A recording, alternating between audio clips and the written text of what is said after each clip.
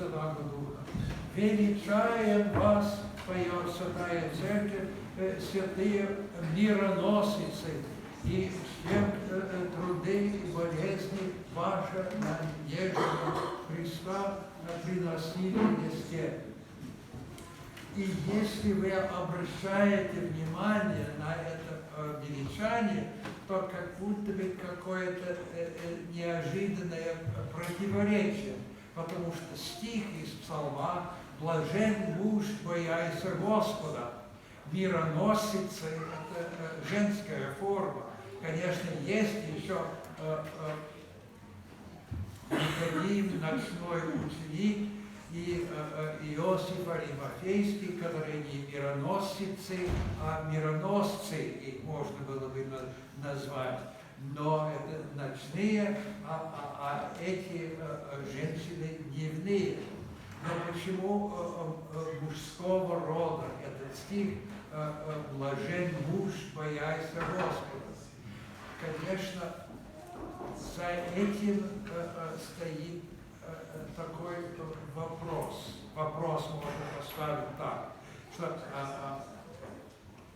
когда я учился, еще был студентом университета, у меня был приятель итальянского происхождения, и он мне жаловался, что его тетя ему ставит упрек, что он слишком верующий, слишком религиозный. И она ему говорила, что это не для мужчин, это женское дело. Церковь и вера, и четки и тому подобное. Но, конечно, эта идея, это полностью абсурд. Потому что если это правда, если это истина, то это для всех людей. Если это нужно для нашего спасения, то это каждому, это мужчине и женщине, и взрослым, и детям. И поэтому наша церковь крестит младенцев, и каждому человеку это нужно, потому что наше будущее, наша жизнь на земле, наше спасение, все наше от этого зависит. Но если это заблуждение, если ложное учение, если раскол, если ересь, если что-то языческое, то, что неправда и не истина, то это не только женщинам или только пожилым дамам, это вообще всем вредно. Поэтому мы все должны не только женщиной быть мироносицами, но каждому человеку надо быть, если не мироносицей, то миреносцем. И таким образом церковь подчеркивает выбором стиха из Псалма «Блажен муж, бояся Господа». Блажен муж и блаженная женщина, но все мы должны быть православными христианами, и все мы должны думать постоянно о нашем спасении в Царстве Христовом. Today, the Holy Church keeps the memory also of Saint Mark, the evangelist.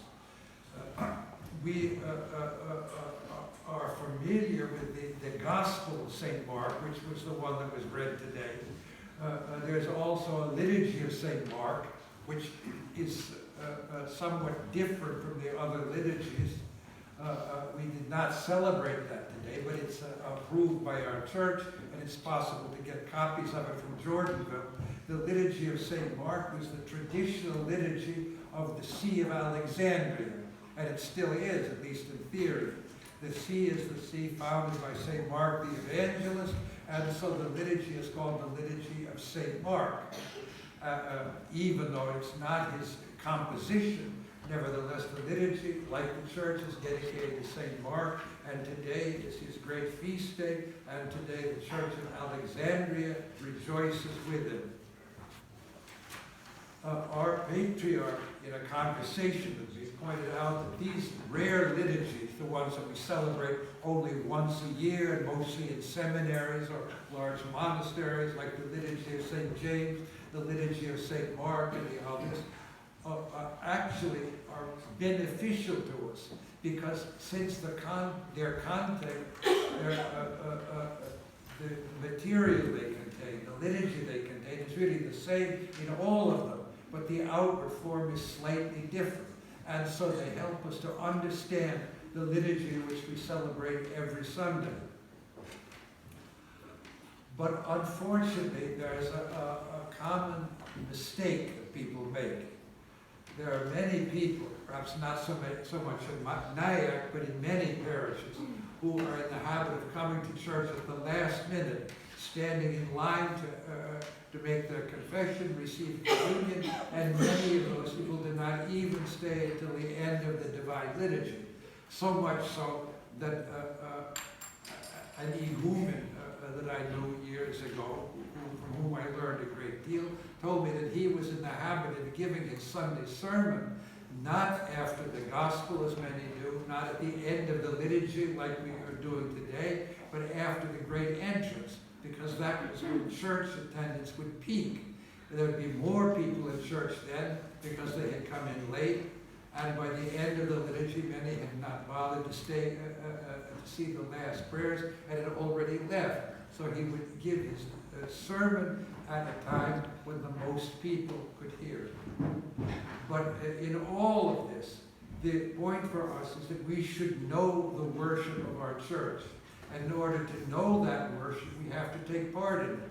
And in order to take part, we should come for the beginning of the liturgy, for the middle of the liturgy, the epistle of the gospel, and for the ending of the liturgy, and for the last prayers in which we give thanks to the Lord for the blessings we have received. Christ is risen. Truly is risen. Christos voskres. Благословен Господь на нас, благодатью и человек